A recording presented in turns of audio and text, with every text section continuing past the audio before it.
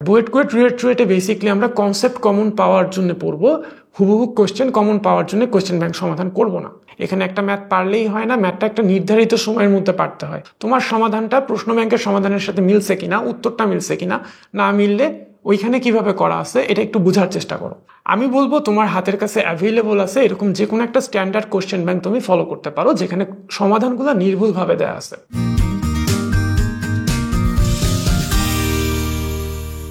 প্রিয় শিক্ষার্থীরা, সবাইকে স্বাগতম জানাচ্ছি আমাদের আজকের ভিডিওতে। আমি সৌরভ সাহা, পড়াশোনা করেছি বুয়েটের computer science and engineering department থেকে। আজকে আমরা অ্যাডমিশন টেস্টের প্রিপারেশন নেওয়ার জন্য কোশ্চেন ব্যাংক কিভাবে সমাধান করব, এই সমাধানের গুরুত্ব কী, এই সম্বন্ধে একটু আলোচনা করব।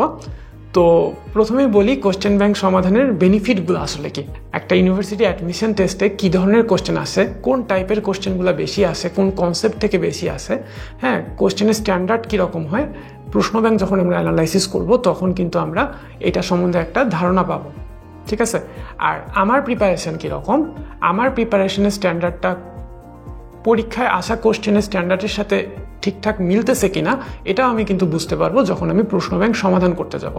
সো কোশ্চেন ব্যাংক সমাধান করলে যেটা হচ্ছে যে ভার্সিটি অ্যাডমিশন টেস্টে কী ধরনের কোশ্চেন আসে সেটা আমি বুঝতে পারতেছি, কোশ্চেনের স্ট্যান্ডার্ড সম্বন্ধে আইডিয়া পাচ্ছি, আর আমার প্রিপারেশনের স্ট্যান্ডার্ড পরীক্ষায় আসা কোশ্চেনের স্ট্যান্ডার্ডের সাথে মিলতেছে কিনা সেটা সম্বন্ধে আমি একটা ধারণা পেয়ে যাচ্ছি। আর তোমরা জানো যখন কোশ্চেন ব্যাংক সমাধান করতে যাবা তখন কিন্তু অ্যাট দ্য সেম টাইম তোমার প্র্যাকটিসটাও হয়ে যাচ্ছে। অ্যাডমিশন টেস্টের টাইম ম্যানেজমেন্ট খুব গুরুত্বপূর্ণ একটা ইস্যু। এখানে একটা ম্যাথ পারলেই হয় না, ম্যাথটা একটা নির্ধারিত সময়ের মধ্যে পারতে হয়, কম্পিটিটিভ এক্সাম। সো এখানে টাইম ম্যানেজমেন্ট খুব ইম্পর্ট্যান্ট ইস্যু। আর কোশ্চেন ব্যাংক সমাধান করলে যেহেতু প্র্যাকটিসও হয়ে যাচ্ছে at the same time, so time ম্যানেজমেন্টটাও তোমার কিন্তু আগের চেয়ে অনেক ভালো হবে যখন তুমি কোশ্চেন ব্যাংক সমাধান করবা। আর অনেক সময় দেখা যায় যে প্রবলেম সরাসরি কমন পাওয়া যায় না, আননোন একটা প্রবলেম চলে আসলো।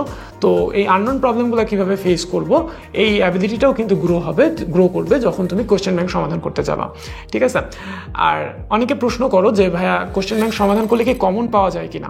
দেখো জিএসটি বলো বা এগ্রি জিএসটি বলো, এই ভর্তি পরীক্ষাগুলোতে দেখা যায় যে অনেক সময় ডেটা সহ হুবহু কমন আসে, বাট ডেটা সহ কমন যদি নাও আসে টাইপ কিন্তু কমন পাওয়া যায়। হ্যাঁ, দেখা গেছে যে একই কোশ্চেন হয়তো ডেটাটা চেঞ্জ করে দিছে, এরকম প্রায় ঘটে। আর বুয়েটে বেসিক্যালি আমরা কনসেপ্ট কমন পাওয়ার জন্য পড়বো, হুবহু কোশ্চেন কমন পাওয়ার জন্য কোশ্চেন ব্যাংক সমাধান করব না।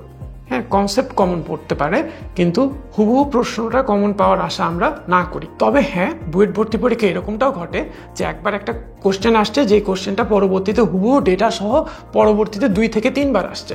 যেমন 2010-11 সেশনে ইন্টিগ্রেশনের এরিয়া নির্ণয়ের একটা ম্যাথ আসছিল, যেটা 2 বছর ব্যবধানে আরেকবার আসছে 12-13 সেশনে। হ্যাঁ, পরবর্তীতে আরও একবার আসছে। এরকম তুমি যখন প্রশ্ন ব্যাংক ঘাটতে যাবা তখন দেখবা যে কিছু কোশ্চেন আছে যেটা হচ্ছে একাধিকবার বা 2 বারের বেশি আসছে। হ্যাঁ, তবে কোশ্চেন ব্যাংক সমাধানের উদ্দেশ্যটা হওয়া উচিত না যে আমি প্রশ্ন পুরোপুরি কমন পাবো, হ্যাঁ কনসেপ্ট কমন পাবো, এই আশা থেকে আসলে প্রশ্ন ব্যাংকটা সমাধান করলে আমার কাছে মনে হয় যে বেটার। আর প্রশ্ন ব্যাংক কীভাবে সমাধান করব। অ্যাডমিশন টেস্টের জার্নি শুরুর দিকে আমরা চ্যাপ্টার ওয়াইজ করে কোশ্চেন ব্যাংক সমাধান করতে পারি। ধরো যে ম্যাথমেটিক্স থেকে যদি বলি, হায়ার ম্যাথের সরলরেখা চ্যাপ্টার তুমি পড়লা, এবার সরলরেখা চ্যাপ্টার থেকে বিগত বছরগুলোতে বুয়েট, ঢাকা ইউনিভার্সিটি, জাহাঙ্গীরনগর ইউনিভার্সিটি বা গুচ্ছ, এখানে কী ধরনের কোশ্চেন আসছিল বিগত 10 বছরে বা 15 বছরে বা 20 বছরে, সেটা তুমি দেখে ফেলো এবং লিখে সমাধান করে ফেলো। তোমার সমাধানটা প্রশ্ন ব্যাংকের সমাধানের সাথে মিলছে কিনা, উত্তরটা মিলছে কিনা, না মিললে ওইখানে কিভাবে করা আছে এটা একটু বোঝার চেষ্টা করো। হ্যাঁ, তাহলে কিন্তু তোমার প্রিপারেশনটা অনেক ভালো হবে।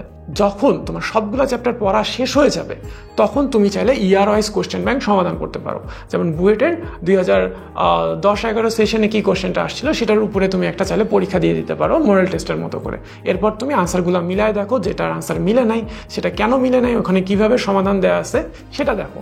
যেটা তুমি আনসার করতে পারো নাই, হ্যাঁ, সেটা তুমি সমাধানটা কোশ্চেন ব্যাংক থেকে খুঁজে নিতে পারো। কোন কোশ্চেন ব্যাংকটা আসলে আমি ফলো করব।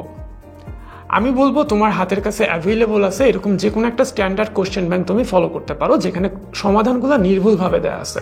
আমাদের শিখর কোশ্চেন ব্যাংকটা যেমন অভিজ্ঞ মেন্টররা তাদের হিউজ এক্সপিরিয়েন্স ইউজ করে কিন্তু এই কোশ্চেন ব্যাংকগুলো তৈরি করছে অনেক সময় নিয়ে। আমাদের 192 বছরের এক্সপিরিয়েন্স এখানে ব্লেন্ড হয়ে আছে। তো নিঃসন্দেহে এটা একটা মানসম্পন্ন কোশ্চেন ব্যাংক। তো তুমি যদি তোমার হাতের কাছে যদি শিখর কোশ্চেন ব্যাংক থাকে তাহলে তো কথাই নাই। আর শিখর কোশ্চেন ব্যাংক যদি না থাকে তাহলে তোমার কাছে যেই কোশ্চেন ব্যাংকটা আছে সেটা নিয়েই তুমি তোমার প্রিপারেশনটা শুরু করতে পারো যদি সেটা মানসম্পন্ন হয়। সো সামারি করে যদি বলি যে অ্যাডমিশন টেস্টের প্রিপারেশনের জন্য কোশ্চেন ব্যাংক সমাধানের আসলে কোনো বিকল্প নাই। আমাকে যদি কেউ কোশ্চেন করে যে ভাই অ্যাডমিশন টেস্টের প্রিপারেশনের জন্য আমি একটা বই পড়বো, আমাকে একটা বই সাজেস্ট করেন, তাহলে আমি বলবো যে ভাই বিগত বছরের প্রশ্নের নির্ভুল সমাধান সম্বলিত কোশ্চেন ব্যাংকটাই হচ্ছে সেই একমাত্র বই। তবে এর সাথে আরও বই যদি পড়ো তাহলে তো আরও ভালো হয়, যত পড়বা তত ভালো। বাট একটা বই সাজেস্ট করতে বললে আমি সেটা কোশ্চেন ব্যাংকেই সাজেস্ট করব।